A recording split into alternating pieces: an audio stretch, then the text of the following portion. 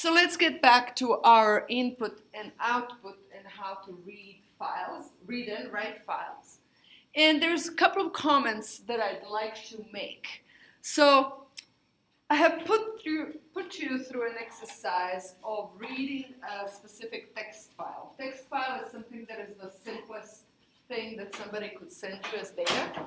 There's a remarkable amount of data that is still moving around in text files without being in a specific format. Okay? And one problem as engineers that we have with the text is that there might be some text in there that is explaining us what is in the file. But then there are numbers, and we really need to read that text, acknowledge what's in there, and then simply read in the numbers. But those are two separate categories, essentially.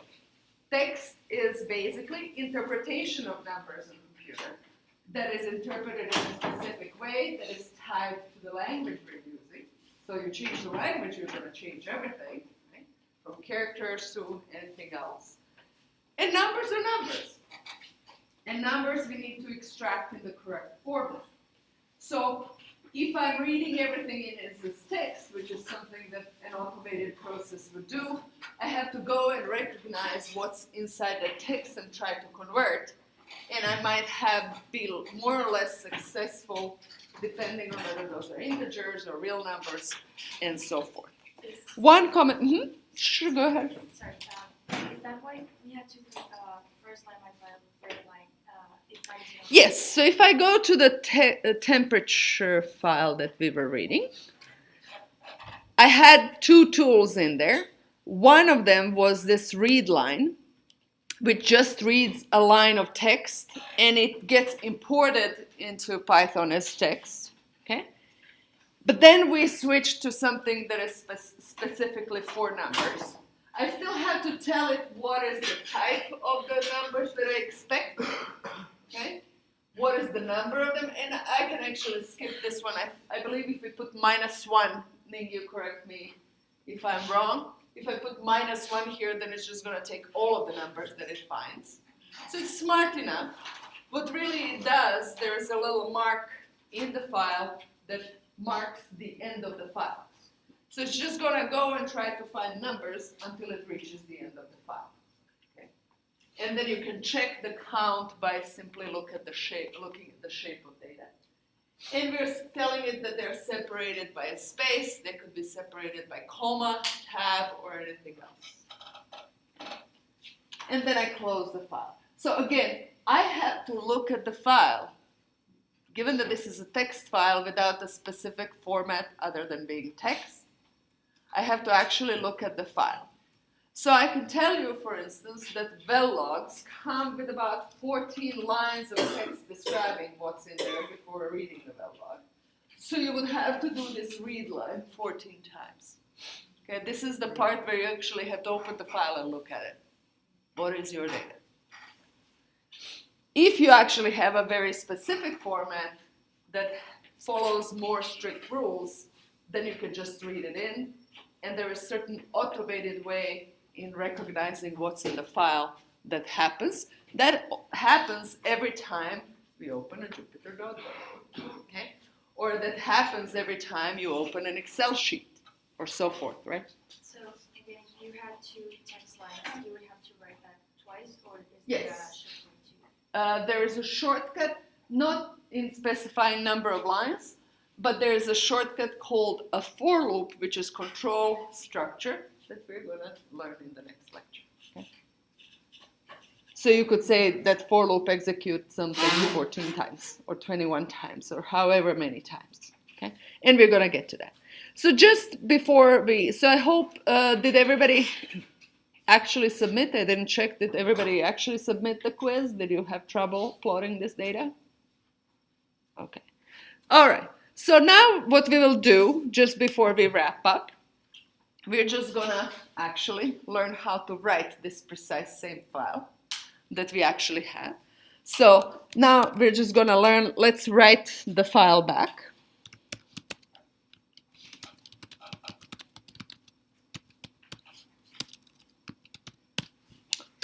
Back. So first things first, I want to open a new file. And I think I called this thing my file so far. I'm just going to give it a new name, my file. And I'm going to open temperature new. I'm just going to call it new so I don't overwrite the original file. That can always be dangerous. Because your first time you do something, you're going to make a mistake. Second time you do something, you're going to be sleepy and make a typo, and so forth.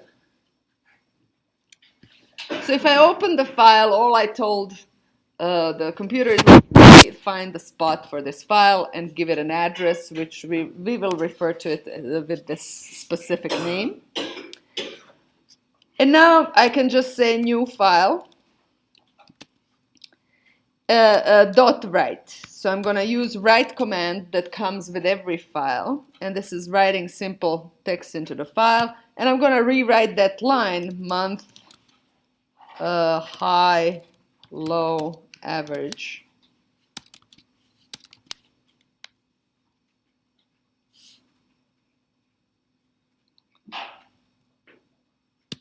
And I'm going to jump into the new line. Right now the computer is going to write the Yes. file? Basically, same information. I'm going to rewrite that file.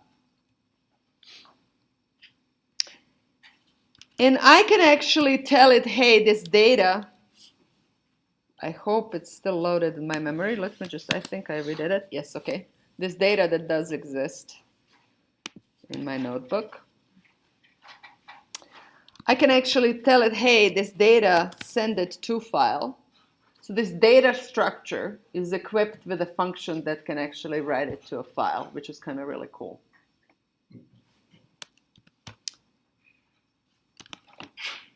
So we need to, if I say to file, I need to give it the address of the file. So we're referring to it with the name new file.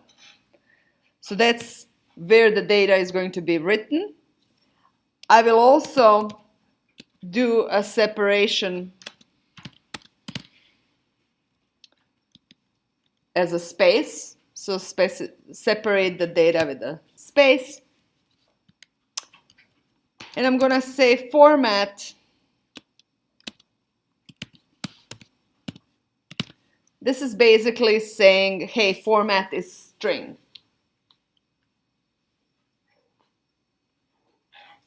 So it's going to be written as a text file. Why are there two inverted commas after the equal sign after separate? That's how you're, so this separator is a string in itself that you're going to write in a file. So you're providing it as a string.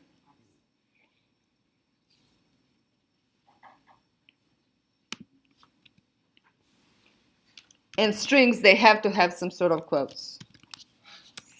File. And then close the file. Let's see if I made any mistakes.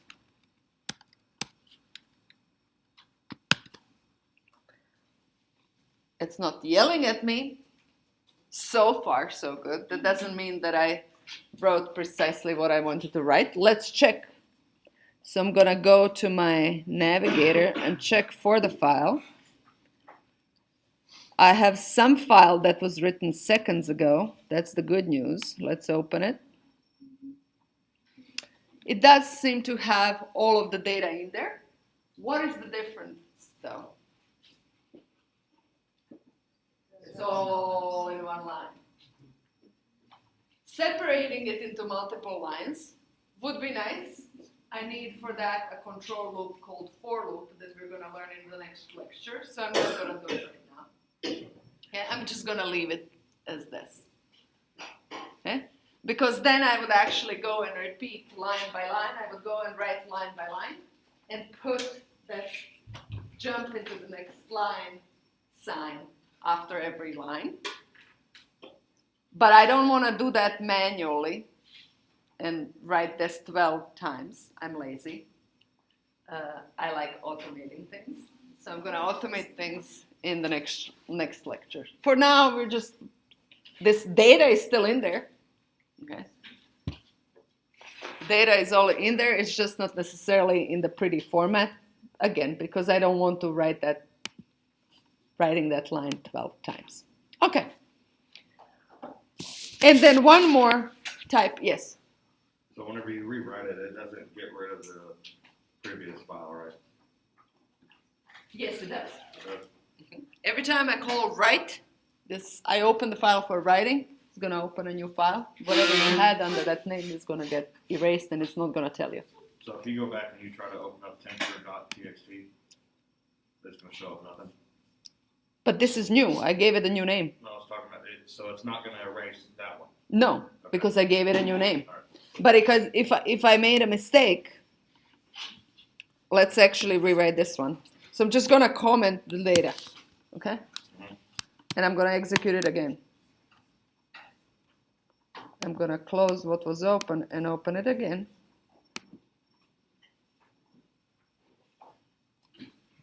Data is not written. So on the new try, it opened the new file completely. It didn't ask me, hey, did you want to do this? Okay, so the safest thing is to always give it a new name, because you might lose the data that way too. Okay, any other questions? Okay. So now I'm going to tell you the simplest way to actually just save the data without, though, having any text accompanying it, but then actually reading and writing it is much easier. Okay? So this is ability to travels with NP, with NumPy. So one more way to save data only. One more, and I'm going to say, and very effective. Oh, very effective. I'm never a very good typist, but today I'm especially good.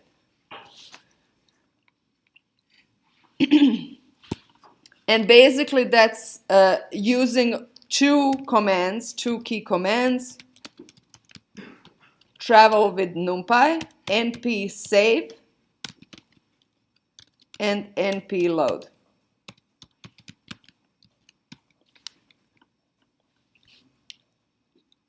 And these are very specific files that actually have a format. So basically NumPy behind, based on the data I want to save, it figures out how to format it.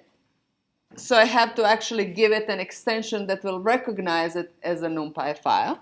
So all I need to do is np save, then I give it the name. I'm just going to call this temperature, and this extension is npy. And data. So just give it the structure that I want to save. So let's now try loading that same data back.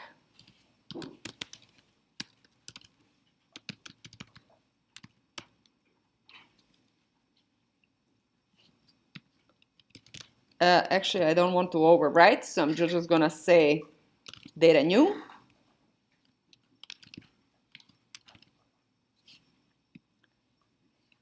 And I'm going to print whatever I loaded. Okay.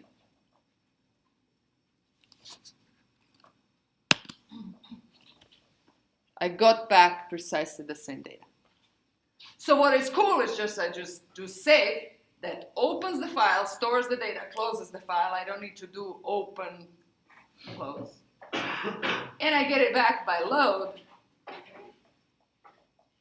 And NumPy figures out it's a NumPy array. NumPy has a way to effectively store NumPy arrays. So this is a very good thing for a single array.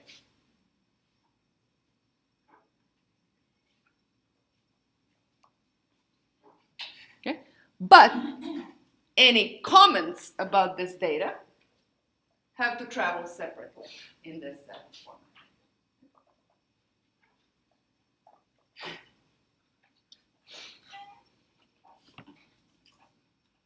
Okay? All right. So that basically wraps up our taste of how to input and output data. Just as a moving forward, again, I wanted to give you a taste of like just how to write a very basic text file and read it in. So that is very rudimentary. Such data can travel in emails if it needs to. Okay? This is a more advanced, it's a binary file. If you open this file, you will not be able to read the data. And we're going to get to what binary means in one of the next lectures. Okay? So you can't really open, only text files you can open for human reading. Otherwise, data is stored okay, in a binary format on the computer. So this is a very effective way, but there is no text explaining what this data might be. Okay?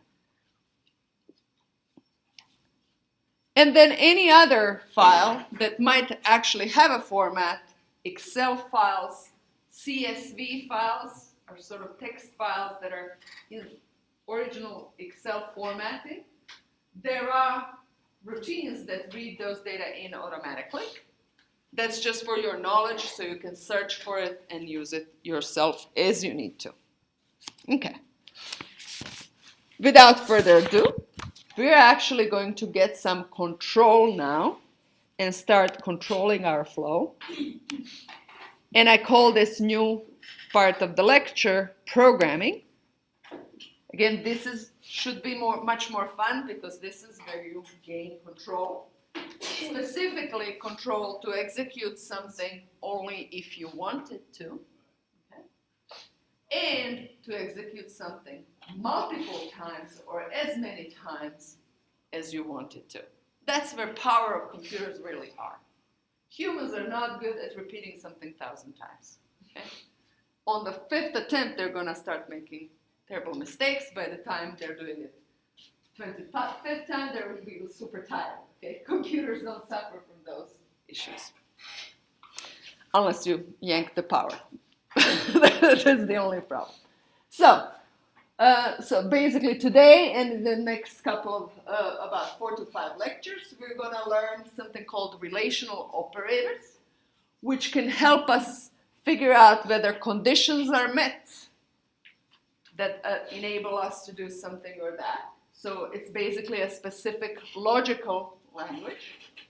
And then there are structures, if-else structures, which are decision structures that route your program in one way or another, depending on what's coming in. Loops are repeating things multiple times. And finally, we're going to learn how to save. Well, that's what we've been doing somewhat already. So we've been writing scripts, either in Spider and now in Notebook. But there's also, for certain repeated tasks, we're going to learn how to store a function. We've been so far only executing functions that have been stored already. So this np load is a specific piece of code that is executed according to our instructions.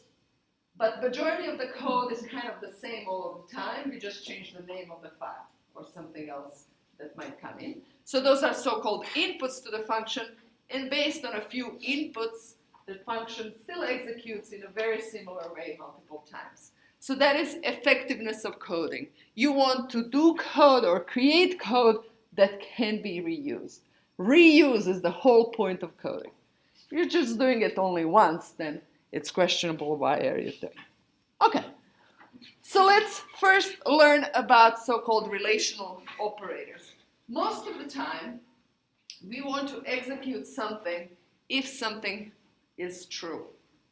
Okay? In engineering way, let's say we had possibly that example already. So there's problems with water in Austin, right? So you know that you have to start alerting entire city, not to water lawns as much, or to water lawns only on a specific schedule, if the level of the lakes, cumulative level of the lakes that are surrounding Austin and providing its water are too low. So that too low is a threshold that engineers came up with. Okay? So basically you need something saying, if level less than blah, alert the city. Okay? So, or send somebody an email who will alert the city. Well, you need to program that. There are active monitoring of the lake levels. You can go to LCRA webpage and see every lake around Austin and what its level is on a daily basis. Over the past years, you can actually go and get that data easily. So now, since that's actively monitoring and there's these smart monitoring systems that are reporting that data into some centralized database, I want to actually figure out, okay, if I detect this level to be low, what do I do? So somebody has programmed that. Okay? So relational operators, am I larger than, equal to, less than or equal to, different from something, those are called relational operators. Okay? And the result of them is something that is either false or true. So we have a data type that is called logical data type that is either false or true. In different programming environments, this can be either labeled as false or true, or possibly 0 and 1. Ultimately, really, it comes down to being 0 or 1. Okay? But false and true is easier to read. The only thing that annoys me in Python is that I have to capitalize it. Okay? But oh well, we have to do it. So let's actually just play with that. I would like to create, and this slide has suggested what am I going to play with. So I'm going to open a new one. New notebook, Python 3. And I'm going to call this is a new lecture. Lecture 3.1, Spring 2019. I haven't uploaded for you yet, but I will after this. After this class. So let's say that my A is 2 and B is 5. Sorry for my voice, but I've been losing it since this morning. So if I check, I can actually just A larger than B is either true or false. And there's this operator, which I call relational operator in between them. But in order to just actually print what's happening, whether it's true or false, let's just do it. Okay? So if I'm printing A larger than B, A larger than B is an operation. And the result of it is true or false. And in this case, this is false, so all I'm going to say is going to be printed as false. I can also play with other. Of course, I can check whether A is less than B. That is true. To check whether they're equal, I say A is equal to B. And I don't have to be equal to B. I can say A is equal to 34. And that is false as well. And then print A less than or equal to B. And also the way to say different is A exclamation point equal B. So that means different. So A is indeed less than or equal to B. And it's different from B. So I'm going to get true and true. Okay? So that means with the exclamation mark, different from B. Yeah. So the full list of these is given in your slides.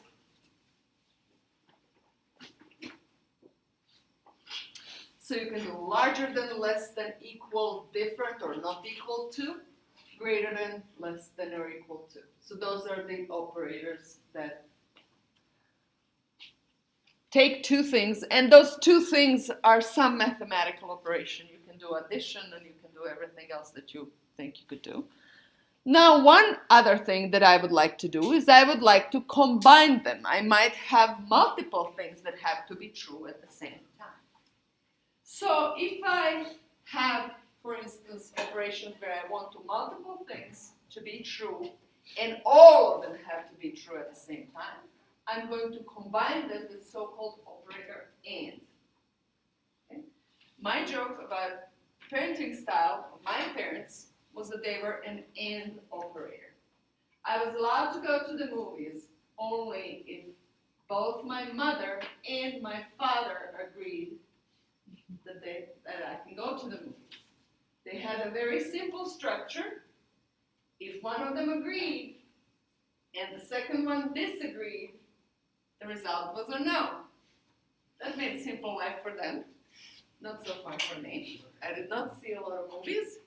And to this day, I don't go to movies often, which is actually a good thing. But anyway, now with this hindsight for 2020, I think that was a good decision.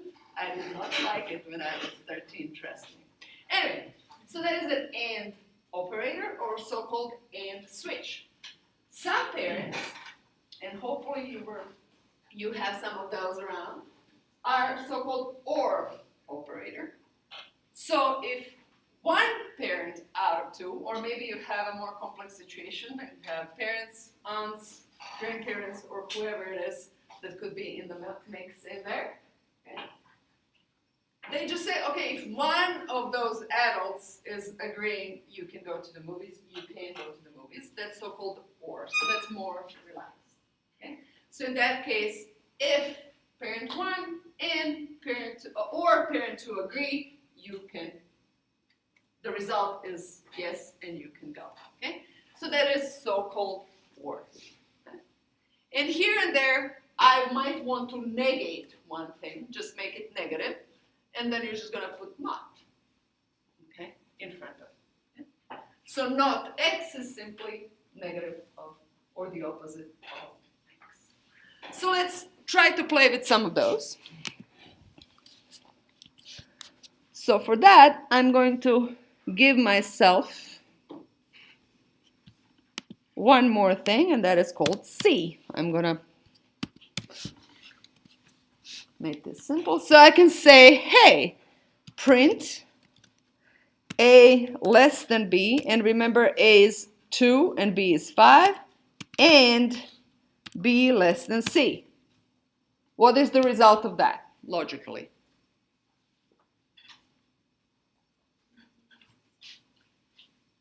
A is less than B, that's true. B is less than C, that's true. True and true gives true with AND.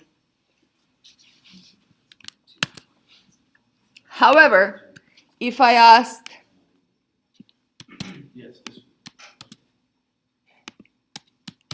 B larger than C, then I have true and false, and the result is false. No movies for you, Masha.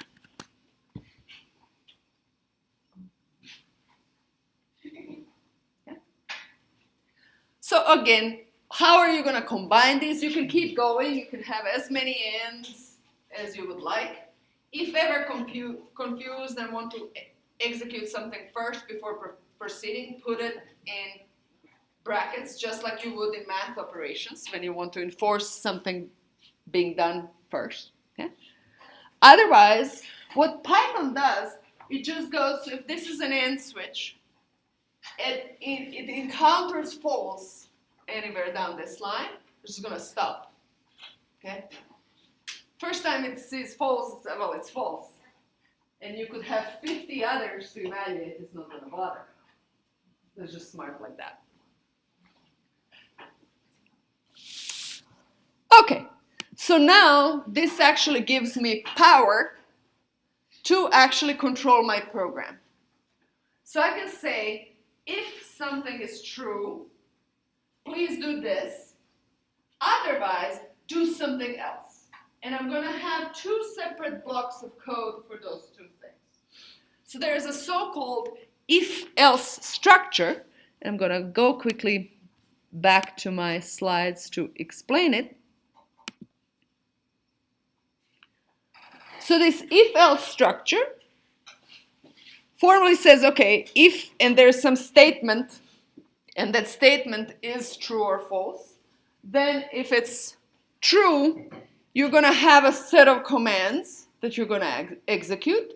Otherwise, you're never going to look at this set of commands at all.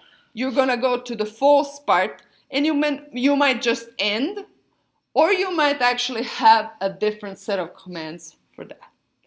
So the simplest statement is if and some expression that you can evaluate as a logical expression, so it has a result that is true or false, then there's block of statements. Otherwise, nothing happens. Okay? So, for instance, if a is less than 0, print a is negative. Let's try that. A is not less than 0. So nothing should happen. Okay? So if a less than 0, and you have to give it a colon, and when I press enter, it's going to immediately leave 4 spaces. That is by design. And if you violate it, it's going to complain. That is for readability of the code. So whatever comes in this block has to be indented by 4 spaces. Otherwise, it's not going to be understood as this block to be executed after this is true. Okay? Otherwise, it's going to be understood as a continuation of this, and it's just going to be executed. Everybody catches the difference? So, if a is equal to 0, print a is negative.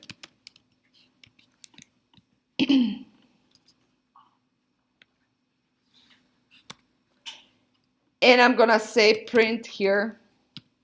We're done.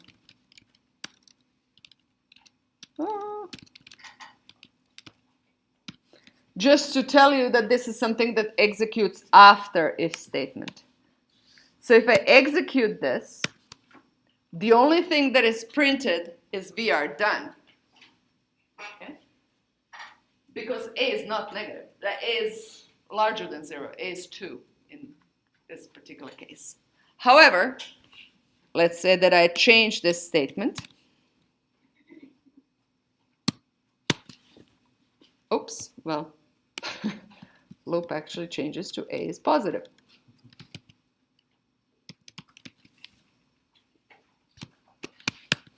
And then, the computer just does whatever you told it to, whether it makes sense or not. It does not understand language. So in this case, both the block and the statement after have executed.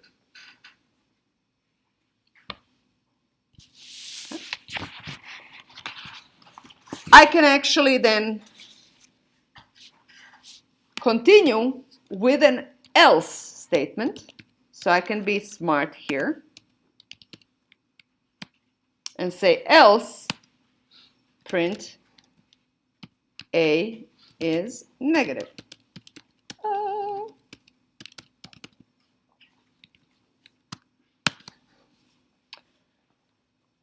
So again, what we'll print here is a is positive, but I should be able to test this. So I'm going to say -2 and see whether it executes correctly. And indeed, it does. One of the most common mistakes you will do is that whatever code you actually wanted to execute after this loop, you're going to include as part of one of these blocks. What will happen now?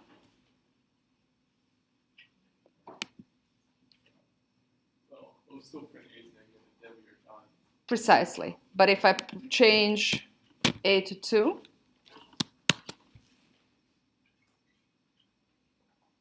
we are done is part of the negative block. Okay?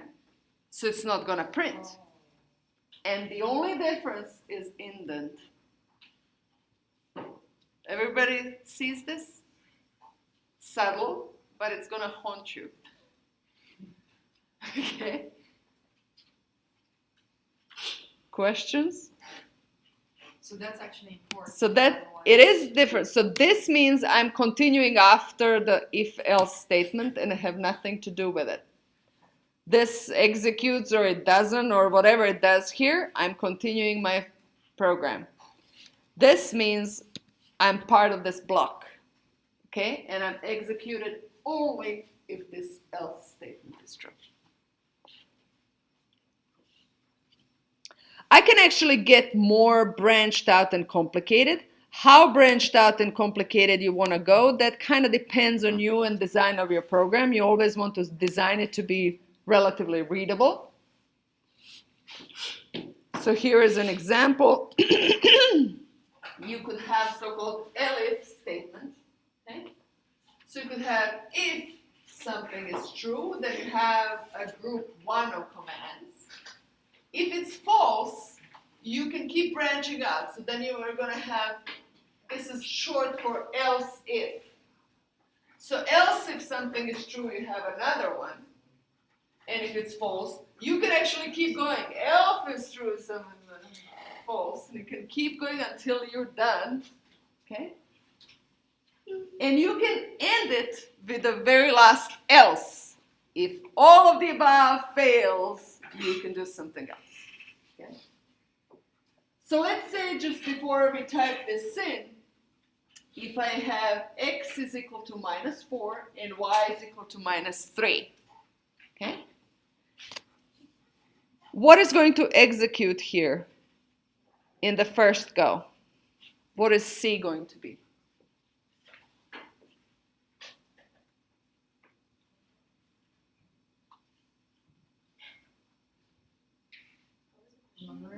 Question is, what is C going to be at the end of this if-else statement? Log of 3/4.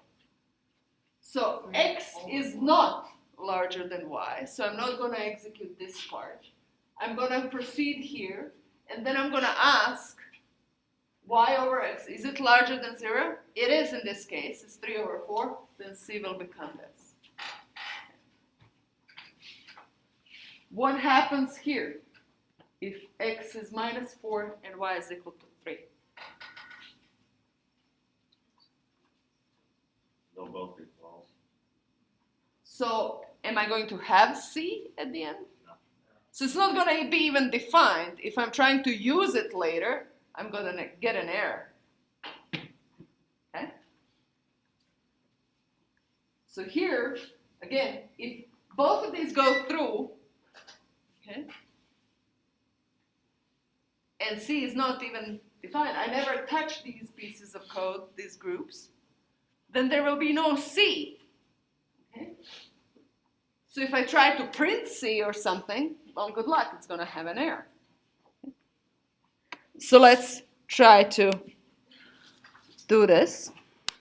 So a good sort of programming practice is to have an else that kind of catches these cases and say, hey, none of the above executed. You might want to check this piece of code. Okay? So give yourself messages. So I would always put this else at the end saying, hey, none of the above happened, or whatever it is that you want to write. So let's give it a try.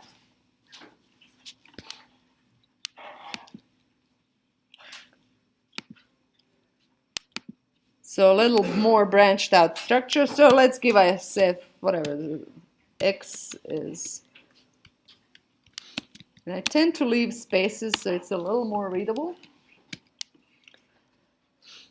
So if x is larger than y,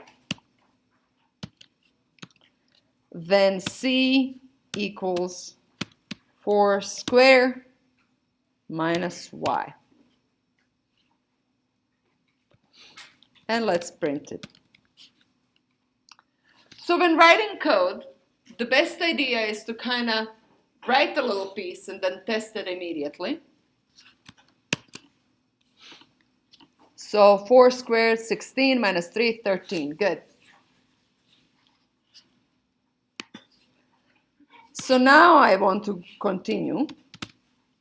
Otherwise, else if, y over x is larger than 0. do something else. And I think the code suggested that we go with log, right? For log, I need NumPy, so I'm gonna import NumPy as NP. Well, NumPy or math or something else that has a log. And print C.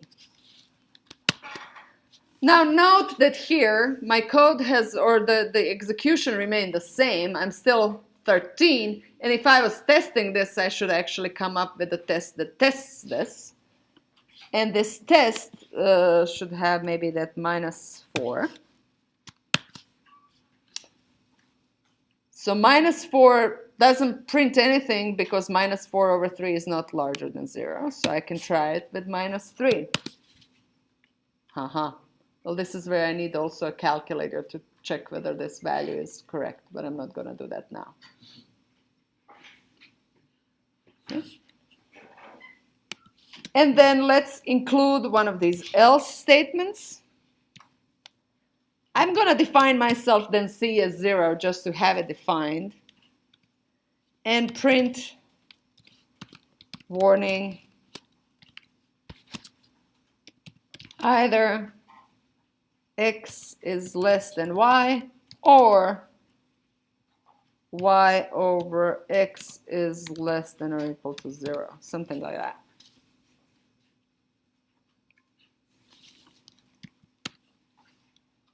And you might want to also print x and print y, or whatever it is that you want to do.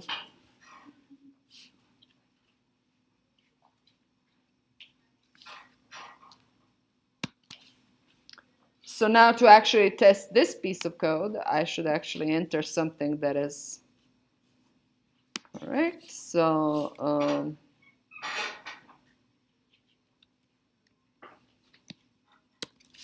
4 and 5 maybe.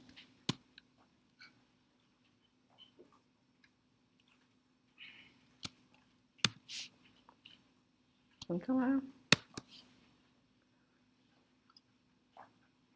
No. Oh, never mind, never mind.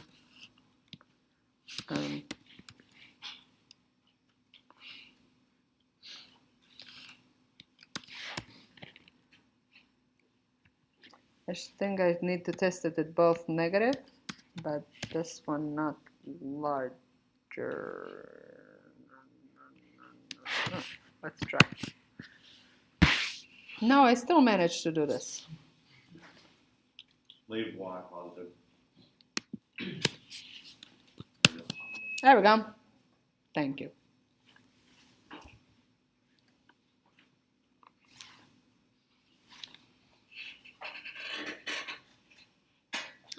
So again, if, elif, which is else if, else, important things to is indent by 4 the command sequence. However many, this can be code that can keep going, okay? But they all have to be indented. And then this entire block will get executed after the first thing, if it's true. Don't forget the colon. Okay?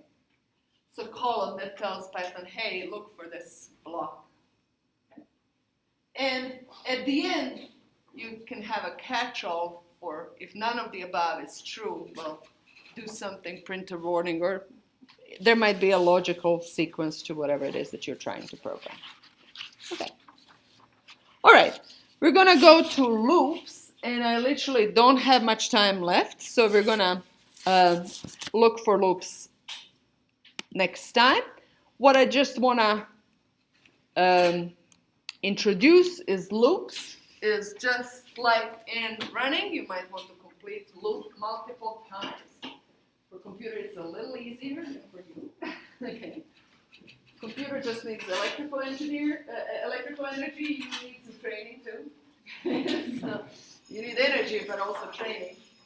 And what we're gonna do is we're gonna say, hey, we're gonna give it an index that counts these loops and say, well, while this index is going over whatever we want to go, however many range or like range of these indices we wanted to go over, do something. We will also be able to do it logically, so we're gonna say, hey, while certain expression is true, do something. And that expression might actually change in the block of statements that follows. So we're gonna do that on Friday. And then we're gonna have full control of our programs.